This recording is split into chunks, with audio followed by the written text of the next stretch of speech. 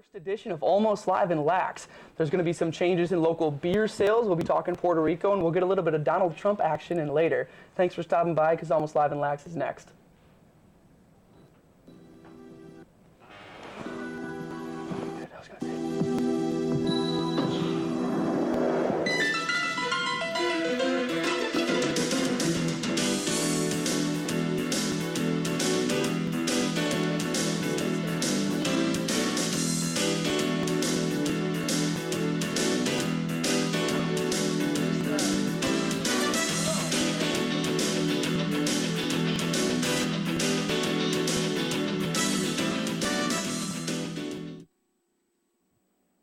Hello and welcome to Almost Live in LAX. My name is Quinn Fitzsimons. I'm Peter Lenz. And I'm Michael Cornelli. Our first story today, third shifters in lacrosse may soon be able to enjoy a beer at the end of their workday. The Lacrosse City Council proposes changing alcohol hours. Currently, retailers cannot sell alcohol until 8 a.m. each morning, but the new proposal at City Hall would allow beer and liquor to be bought as early as 6 in the morning within city limits. The bill's author, Lacrosse City Council member Andrea Richmond, says that the change would improve convenience for residents while matching the laws of the surrounding communities. Under the proposal, liquor sales would still end at 9 each night and beer at midnight. Lacrosse's Judiciary and Administrative Committee will take up the bill on October 31st. The City Council will then vote on November 2nd. So guys, thoughts on being able to buy your beer earlier in the morning?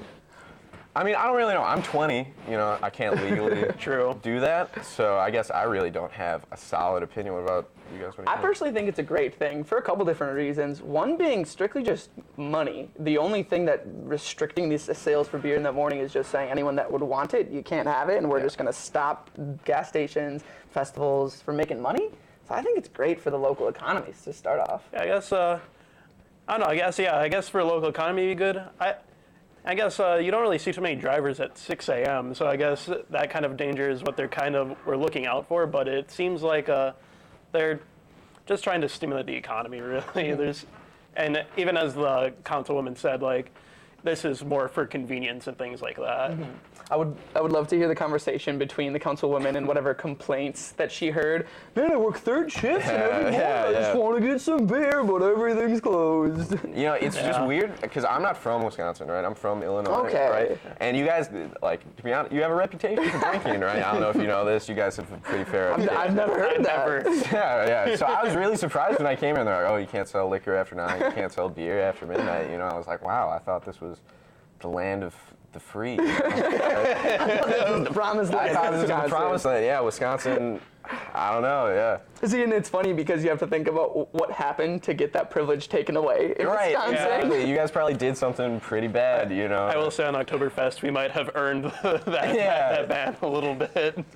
Yeah, from my travels and places that I've been, that's what everyone says about Wisconsin. They know the Packers, and they know that we like to drink a little bit less responsible than we should. Yeah. Unfortunately. Just a little bit, though. But it's things like this that make me realize, why not? Why is our local government saying that you can't sell beer products at 6 in the morning? Yeah. I think it's one of those things that, you know, freedom. We're America. I think it's one of those things that if people want, if they're 21, if they want to go buy a beer, take it to their home and drink it at 7 in the morning, I don't think the that government's should be their right to do that. I think so. Yeah. Well, let's keep moving on. We can't dwell on all this booze talk for this long. Well, Jennifer Barney, the former head pastry chef at the Waterfront in La Crosse, will be competing on the Food Network's pretty big thing called the Holiday Baking Championship. Now, this begins on November 6th, and Jennifer is a graduate from Le Cordon Bleu College of Culinary Arts, which is a good food and an even better college. And she now owns her own business out of Stoddard, Wisconsin. Barney and 8 other bakers are going to fight for the title of Holiday Baking Champion, along with a $50,000 cash prize, I guess. She plans on infusing her baked goods with unique flavors, including things like tangerines, Earl Grey tea, passion fruit, dragon fruit, and other tropical flavors. So it's going to be pretty cool. Something that I'm kind of looking forward to watching. Have you heard anything about this? I have not, but it's nice to see a member of the community going out there and is going to represent us on kind of, I guess you would say, a national stage kind of. Yeah. Even if it is pastry. I am a huge fan of the Food Network. You know, it's just always there for you. Yeah. Right? They always play it in the basement of the U. Right. I like to watch Guy Fieri while I eat my waffle fries. You know, it's just something like comforting about it. Right. Something about the goatee that gets you. Yeah, something about the goatee. You know, I think it's just gonna be cool. Baking championships. You know. That seems like more of a local kind of thing. It's gonna be interesting to see that put on like a national stage. Yeah. It's usually like Chopped or like MasterChef. You know, they'll be making something intricate. It'll be interesting to see what they do with like desserts. Yeah. Right. And I think it's always cool to see people from La Crosse, from our local Wisconsin area, because I think most people just know Wisconsin is more of being a drinking place. But people, when they do things like that, they go on the national stage, they show people, hey, like we have a lot of other things that we're good at here in Wisconsin than just drinking booze. We might be good at. Yeah, we're pretty good at. But I also do love how the Food Network, like you said, you'll be sitting down like in the basement eating some food that other people prepare, and then you'll be looking at that, you'll be like, I could make that. Yeah, I can totally make that. I know. They make it look so salmon. easy, and just then I get in the kitchen and it's a mess, and I've destroyed all of my food. Yeah. Yeah, I'm sure everything that Barney makes probably is just like same thing. We think that we can make it, and then if we actually were there watching her make it and we tried to, it would just probably be a sad sight to see. Oof. I feel like there's a lot of muscle memory involved in baking, you know, right? They never measure. You guys ever watch professional? They never measure. Oh no, they just like, and we're gonna put some pepper and then like some flour, and they'll just dump the flour in there. Yeah. And you're just kind of like, really? Like that's a professional measurement. They don't need teaspoons. They don't need cups. They got bams. That's all they need. That's all I need. All right, but we should move on a little bit here, I think. Okay. The La Crosse family area. YMCA and Downtown Main Street Inc. are partnering in a movement to encourage people to strive towards healthier lifestyles. Their message is to walk rather than drive to your destination. The two groups spoke of this idea to the La Crosse Board of Public Works, and they hope to put up signs around the city to let people know how long it will take to walk to various popular destinations. The YMCA and the DMI hope to get the City of La Crosse's approval to put up 25 permanent signs at various intersections around town. I think this is a great idea, actually. Yeah. It's like it's actually really helpful because you're like, wow, how long is it going to take me to walk from like my house to campus? And it's like I figure when I like time myself, it's like 30 minutes. But it'd be nice to have like something where it's like you're this close to campus, you're this far from downtown. Like things like that. It'd be really helpful, and I think it'd also be helpful to people who are coming to visit La Crosse mainly. Yeah, I think it'd be good. My parents come here, you know, right? And they have a lot of downtimes in this. They don't want to hang out in my like bad apartment, you know, it's dirty, it looks like it's falling apart, right? They want to go around town, and they don't really know how to get around here. You know, I think it'll be a great option, especially. Like, I hope they put up biking on there, because I bike a lot of places. I have a bike here. I hope they have some sort of thing that will tell you, how long does it take to bike downtown, you know, if you want to get to, like, the route node or the river or something, you know. And even more so thinking in the sense of encouraging different methods of transportation, that'd be great if you say, oh, really, you're going downtown? Well, it's a 15-minute walk, it's a 5-minute bike ride, and you're gonna save 45 seconds in the car. And it's just, I think it's really, really good to get more people on the streets with their feet, with their wheels, with their bikes, not quite in a car. Yeah. It's much better for the environment, too. Doing our part over here in La Crosse. Yeah, doing as green as they can be. Woohoo! We should all give ourselves a big pat on the back for that, right? I'll get you one. I'll take one. You got one? Oh, I need one. Well, we're going to stay all chummy over here, patting each other on the back. But while we're gone, you should take a look at some of those adorable animals at the Cooley Region Humane Society in this week's Perfect Pets.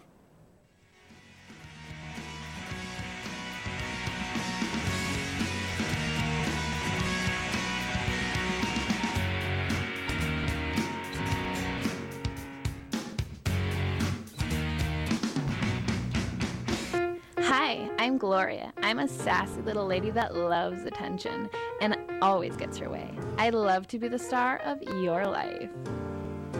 Hello, I'm Snowman, a pensive pup that needs a calm, gentle home. I'll take a second to warm up, but once I do, I'll love you forever. Hi, I'm Groot. I'm one curious kitty and I love exploring. Give me a ball and a happy home and I'll be your best friend. I'm Groot!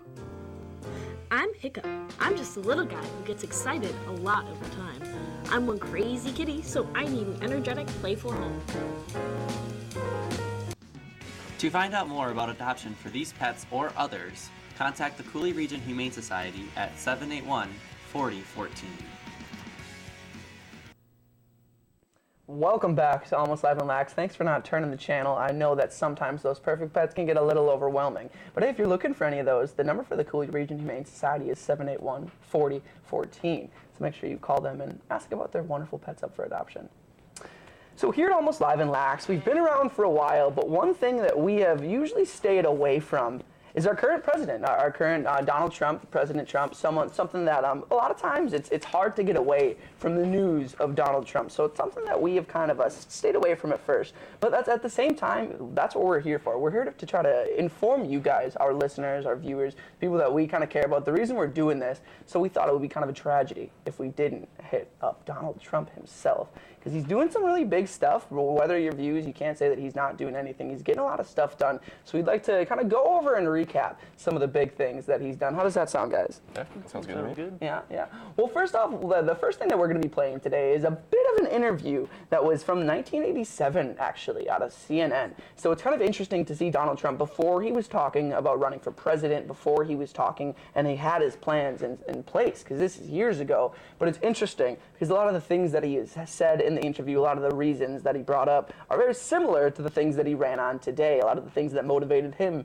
to run and spend his time and his money running for president, a lot of the things that he was talking in there. So now, warning, we did have to edit a little bit of this interview up to fit our time constraints here on WMCM's Almost Live and LAX, but I hope that it's enough for you. So hey, let's take a look at this video and see what Donald Trump has to say back in 1987.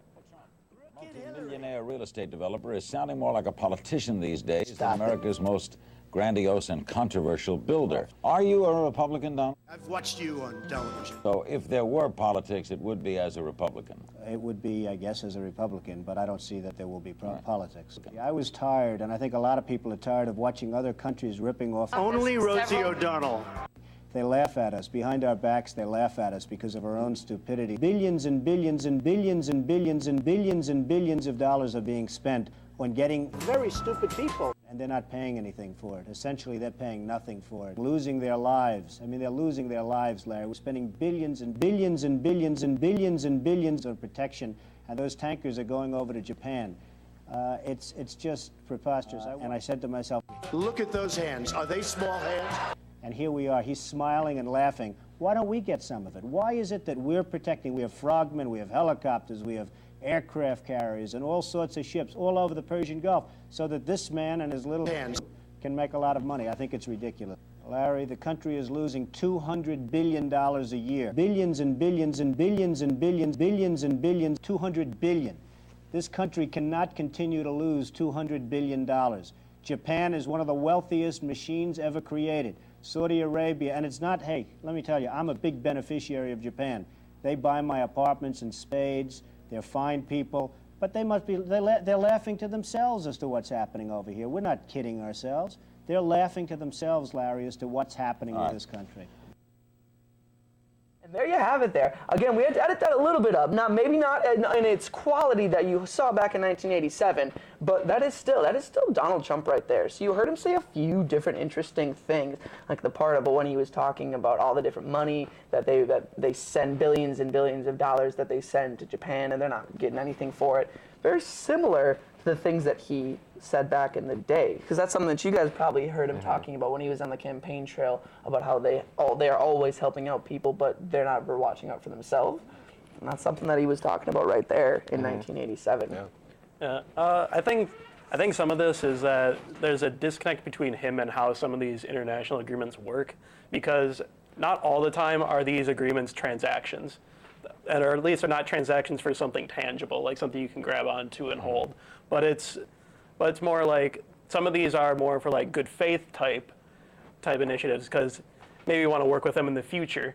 And it's like, you don't want to work with someone you don't like. You want to work with someone that you have kind of a rapport with, you have a little bit of a background. You like working with people you know, in essence, and people you know who are going to work well with you.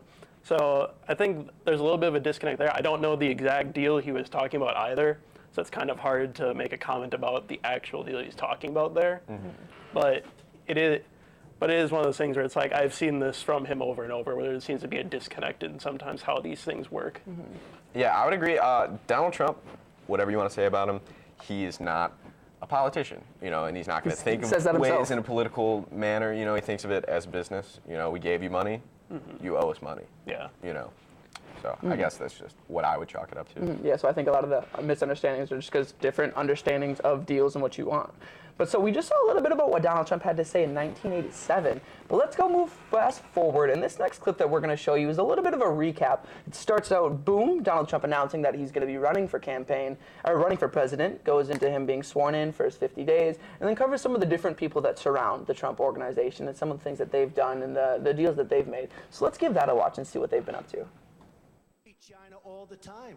When was the last time you saw a Chevrolet in Tokyo? When do we beat Mexico at the border? They're laughing at us. The big lie, Obamacare. I am officially running for President of the United States. I will be the greatest jobs president that God ever created. Free trade can be wonderful if you have smart people. But we have people that are stupid. I like China. I just sold an apartment for $15 million to somebody from China. We're dying. We're dying. We need money. Thank you, darling. But Mr. Trump, you're not a nice person. We don't need nice. That's true. But actually, I am. I think I am a nice person. We have losers. We have losers. I would build a great wall, and nobody builds walls better than me, believe me. I, Donald John Trump, do solemnly swear that I will faithfully execute the office of President of the United States. Now arrives the hour of action. First one is withdrawal of the United States from the Trans-Pacific Partnership. We've been talking about this for a long time. Thank you. Keystone Pipeline. Beginning today, the United States of America gets back control of its borders. The President of the United States.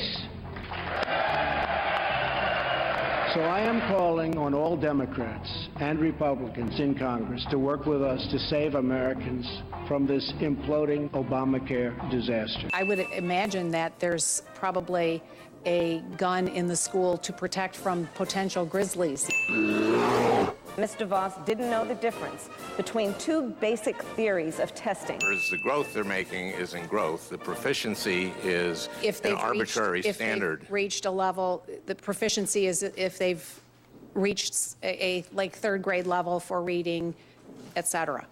The goal for the United States is twofold. As I've stated, it's one, to make sure that we destabilize Syria. Hitler, who didn't even sink to using chemical weapons. Paper's upside down. John Roberts always helping with the fashion checks. It's still upside down. He has no conflicts. By law, he can't have conflicts. Go buy Ivanka's stuff is what I would tell you. I hate shopping. I'm gonna go get some on myself today. A State Department website got a lot of attention today for plugging the president's Mar-a-Lago resort. Trump is famous for his long-lasting, very firm handshake.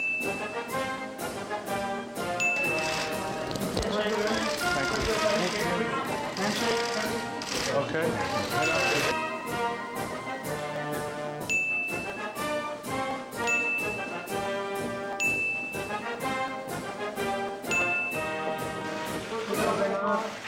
What is this?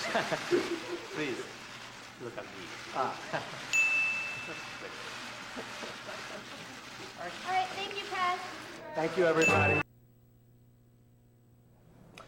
So a lot of interesting things, to say the least. There's so many things happen with this presidency, so many things to keep tabs on, that you almost get an information overload in a sense. So a nice little recap like that just kind of just jogs your memory to all of the different things that have been happening, because it has been quite a few. I even think back when he launched 59 cruise missiles at Syria. It's like that wasn't even on there, but it's like that was a major thing that happened. That was an international crisis for about 2 weeks. Mm-hmm. And I think with this administration, something we saw a lot specifically there, it's hard to get their meaning behind a lot of their actions, and I think that lack of transparency has led me personally to not trust them as much or their actions. I feel like a lot of what they do has ulterior motives, but again, that's just me. That's just my perception. when he says stuff like "you'll see." Yeah. Or the storm is coming. Yeah. Right. What storm, Mr. President? Yeah. You'll see. Which is just interesting, to say the least. Yeah. Well, hey, I think that just about does it for our little recap of Donald Trump right here. That's all we got for you, but I'm sure there'll be much more to come in the next 3 years. So, but hey, before we move on to talk about some other stuff, let's check in with what the Comm Club has to say about their meetings.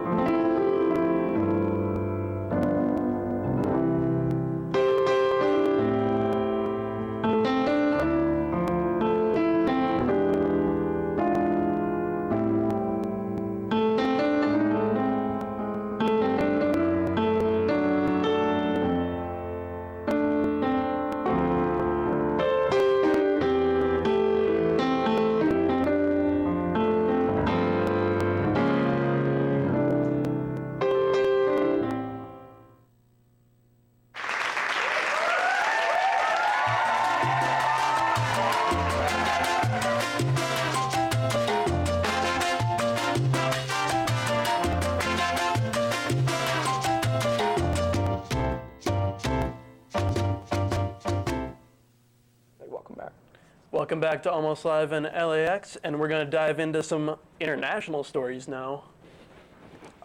Over the weekend, Spain's government made moves to completely take over control of Catalonia, the northeastern region of Spain that includes Barcelona.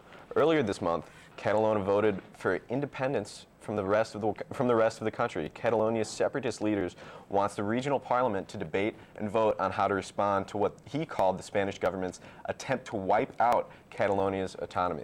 However, Spain does not plan on letting this happen because it is unconstitutional. The Prime Minister of Spain now says he's going to remove the Catalonia's leader and call new elections within 6 months.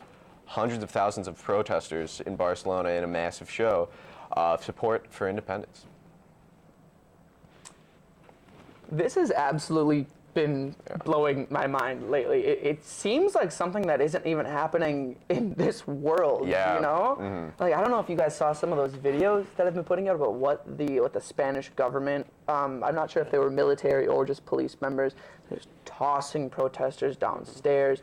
Some really rough things. Yeah, I think they were paramilitary members, so like somewhere in between a soldier and a cop. Okay. And I don't know if you saw their things, but if you saw what Catalonia is doing, they were doing things like the ballot boxes were stone. They were chained down to the ground like through tables. Because the Spanish government was stealing ballot boxes. Wow, I wasn't aware of that. Yes. Oh no, it's been a crazy couple months over there in Catalonia. I've heard some of what's going on.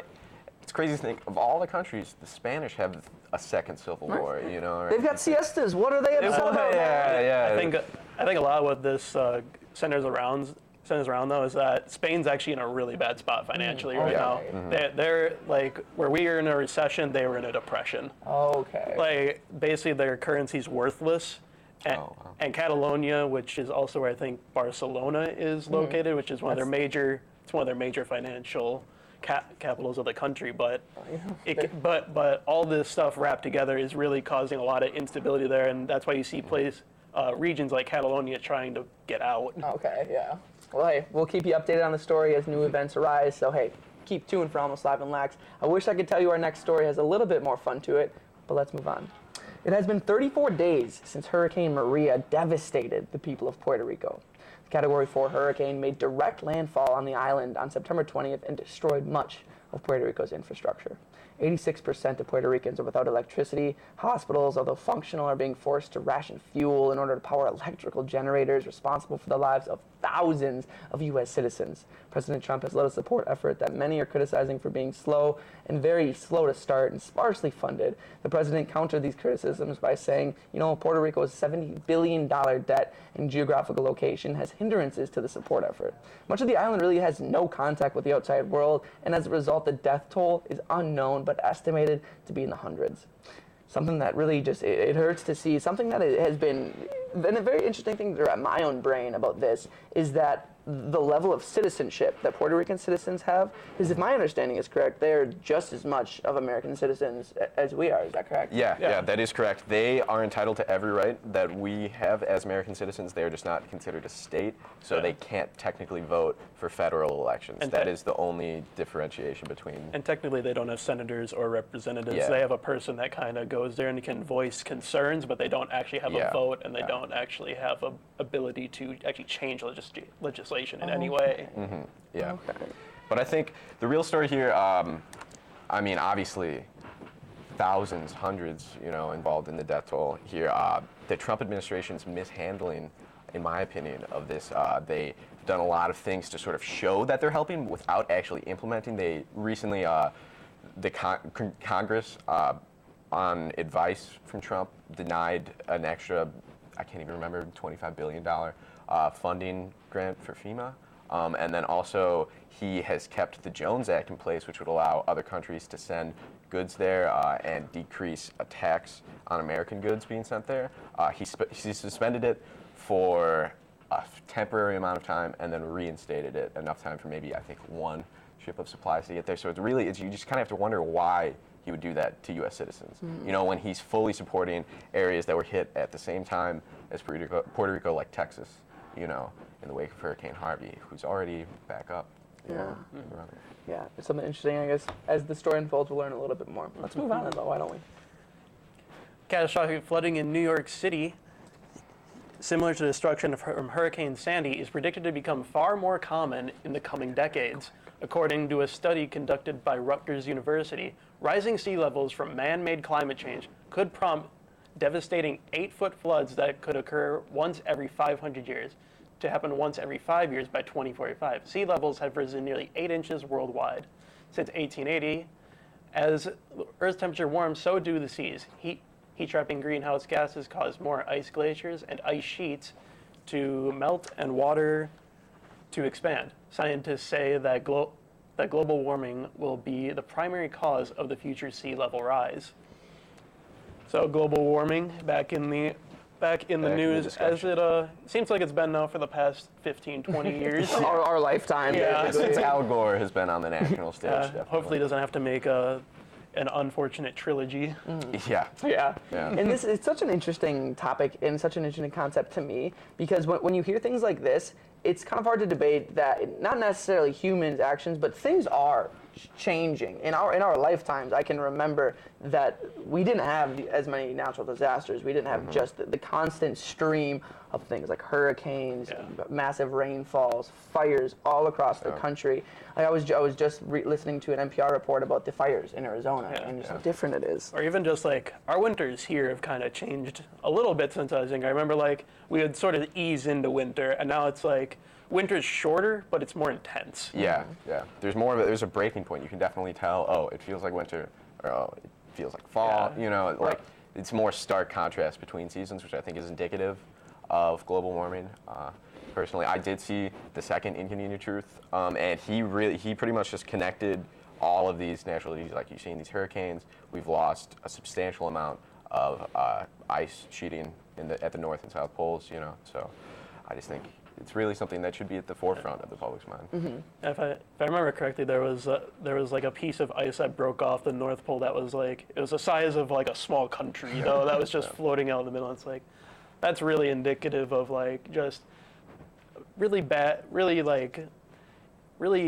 extremely increasing temperatures, I guess you would say, just because they usually don't just break off it and all of a sudden start floating to sea. Mm-hmm.